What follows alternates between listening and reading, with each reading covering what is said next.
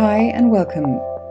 I'm Mich Bondesio, and this is Creating Cadence, a podcast for life and work in motion.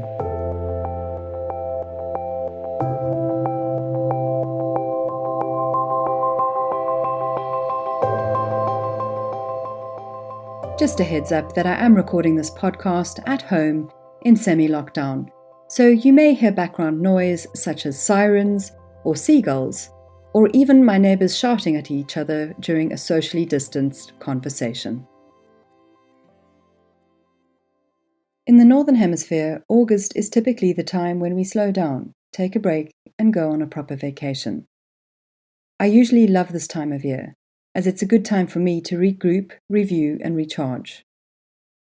On top of all the other things this year has brought, like many of you, I too have lost work. But losing work doesn't stop us from having to continue putting in the work to keep our businesses going. At the time of recording, I've just launched my third online class on Skillshare. I was invited by Skillshare to collaborate on creating this content, and the focus is on digital wellness and productivity at work. So it's been an exciting project for me. It's also been a very intense project, and it took a lot of energy. So after a month of being in production mode, and after several months of being on the go, I know I need a break. And if I'm to follow the advice which I offer in my new course, which is based on my own experiences with burnout, then it is to know when it's time to slow down, to pause, rest, and if necessary, stop. When we place intentional, focused productivity at the heart of how we work, being mindful of when to work and when to rest becomes integral to our work process. This intentional approach to work is also a key part of building cadence in our lives. And yet this year is a little bit different. You see, the town I live in is currently back in local lockdown, so I'm not really up for travelling anywhere. I also have client work on and a long list of niggly to-dos that I've been meaning to get to at some point or another when I have that imaginary gap to do so. Even if I'm not inclined to climb on a train or a plane for a trip to the seaside, what I can do is give my body and brain the break it needs in small but effective ways. For me, that means prioritizing sleep, movement, and solitude, and I'll talk more about those in a bit. First, I want to speak about the overriding common culture of work, work, work, even when we're meant to be taking a break. A survey done last year in the UK revealed that even when we are meant to be on holiday, at least 50% of us feel compelled to work. So even if you're taking a physical break from work, it's more than likely still on your mind. For some, vacations can even feel like punishment, for 3 stress-inducing reasons. First, we work overtime to get everything up to date and handed over before we leave. Then we're checking in while we're away, so we don't fully relax. Finally, when we return, our feel-good holiday vibes dissipate rapidly due to the backlog waiting for us. It's a never-ending reactionary and detrimental cycle of catch-up and overwork, which is most common in workplace scenarios where you may work with other people as part of a team or organization. This situation is so not ideal. It craps all over our well-being and productivity. So why do we put up with it? Some of this overload can be avoided if we focus on creating better rhythms in our workdays and build more responsive cultures and supportive systems, processes, and workflows into our workplaces. I'll be talking plenty more about these points in future episodes, and incidentally, I also cover them to a degree in my new Skillshare class. But back to the 3 practices I prioritize to help rest my brain and recharge my body. And these are things you can do at any time of the month or year.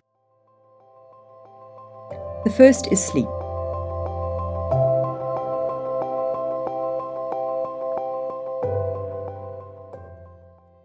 When I was in the depths of my burnout experience, sleep was one of the most important things I needed to recover. But no amount of counting sheep helped me and my anxiety-riddled mind to kip for more than a few hours at a time. It became a vicious cycle. Even though that situation is now a distant bad dream, and I've since done a lot of research, experimentation, and practice to develop my sleep skills, sleep can still be my kryptonite at times. So it's something I keep working on. Not only is sleep important for rest and recovery, it also plays a supporting role in learning and creativity.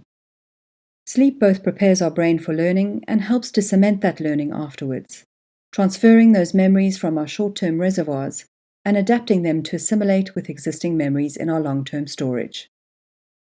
More importantly, in the present time of COVID, good sleep hygiene is also connected with supporting our immune health, giving us a greater chance to fight off infection and inflammation.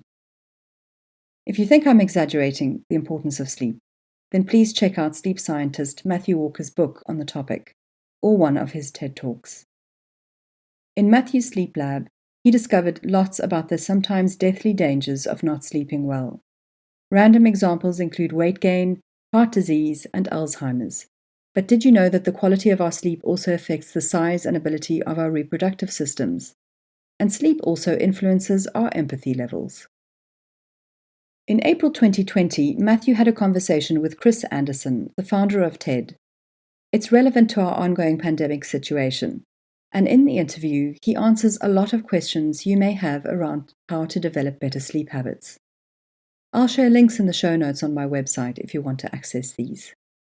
When I talk about using sleep to help me take a break, I don't mean having more lie-ins, although those are good to have and they have their place. Setting ourselves up for good sleep is about both quantity and quality, as well as creating rituals and treating your bedroom like a sanctuary. There are physical bits like a comfortable supportive mattress, soft sheets, good ventilation, quietness, blackout curtains. And then there are also the preparation bits, preparing your mind and body for sleep by doing things that signal to your brain that it's time to get ready for bed. That could be softening the lights, reading a book in bed instead of looking at your phone.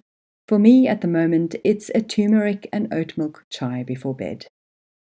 Although I usually use my phone for an alarm and it sits across the room from where I sleep rather than next to me, as an experiment this month, I've stopped using an alarm entirely. So I'm allowing my body to wake when it's ready, according to its circadian rhythm. And I found that my regular cycle of 7.5 hours seems to stick most days. So as long as I'm going to bed at my regular time, I tend to wake when I need to. Whatever floats your dream boat, the important thing is making a habit out of it. These little rituals become enjoyable routines that facilitate good rest. The next activity I introduced for rest and recovery is making time for solitude.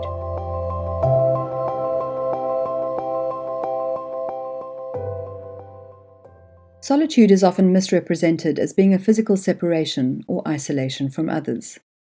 Sometimes the experience does happen in isolation, but solitude is actually about what occurs in your brain rather than your physical environment. Solitude is a subjective state.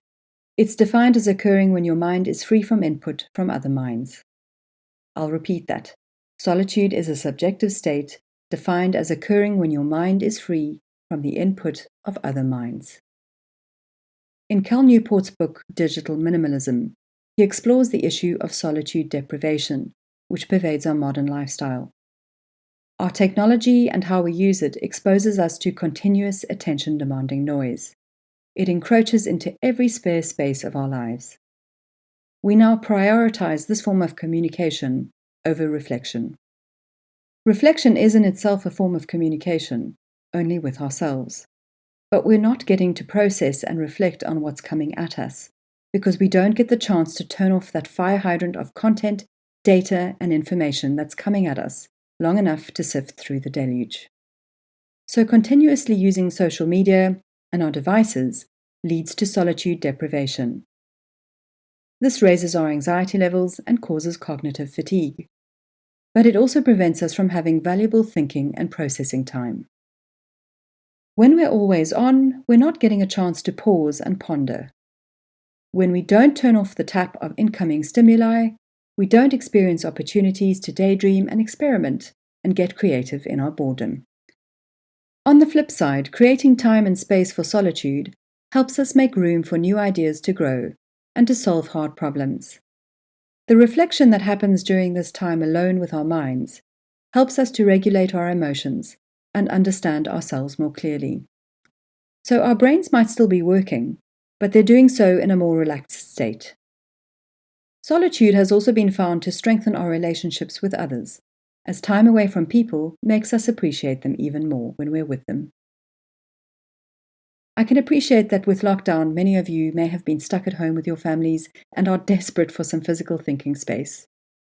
When you can't have that space, how can you create it metaphorically? That's why I purposefully take regular digital holidays away from social media, away from news, away from the noise and content of the world, so that I can commune with my mind, not in a ruminatory obsessive way. Instead, I approach this communion from a place of curiosity. It's an opportunity to give my mind time to explore everything it's been taking in. And that's where the importance of movement comes in too. Walking especially has been proven to be very good for brain health and supporting our cognitive function. Studies have also found that an active, effort-filled holiday, where you might hike or bike a new trail, or revamp your garden, or take on a summer project like building a patio, can facilitate an energized return to work afterwards. That physical exertion of an active break or active holiday leads to better sleep too, so the benefits come full circle. And it's these types of activities that force us to be more in the moment too. Whilst we're present, they allow our brains to be absent, to get up to their own devices, to work through the thoughts that are percolating in the background, while our hands are busy doing something else. I often find the combination of solitude and walking in nature allows my mind to work away at solving challenges. It helps me think up new ideas and recharge my mental capacity for when I'm ready to get back to work, whether that's after a weekend away or another long day. We all have the same amount of time in the day. It's how we use that time that matters. So how can you create space for solitude and sleep? There are always ways to integrate more pause and perambulation into our days. And these moments of reflection, movement, and rest help to keep our foundations strong. Thanks for listening. If you want to be notified when the new podcast episodes drop, then do sign up to my monthly online guide via growthsessions.co/cadence. The link is in the show notes, and subscribing also gives you access to a free training resource. And if you enjoyed this episode of the Creating Cadence podcast, I'd really appreciate it if you could give it a review on your channel of choice. That helps other people to find the podcast too. Until next time, do take care of yourself, remember to show up with love, and keep moving forwards. Bye for now.